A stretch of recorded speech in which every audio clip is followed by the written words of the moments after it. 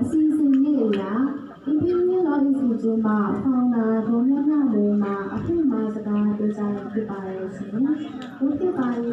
အဖြစ်မှာစကားပြောကြားပေးပါရဲ့။ Imperial Law Institute မှာ Founder ဒေါ်မြတ်မိုးအားလေးစားစွာပန်ကြားပါရဲ့ရှင်။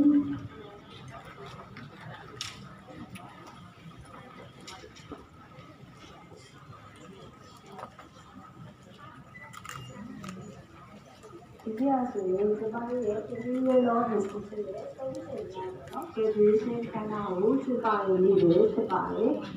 ဒီနေ့ဆိုရင်ပေါ့နော်ဒီလိုထူထားတာဒီ graduation ခန်းနာရေမကဘူးကျွန်တော်တို့ရှိမှာအခုချက်မှန်ဖတ်နေတယ်ပေါ့နော်ကျွန်တော်တို့အခုဆိုရင်23ရက်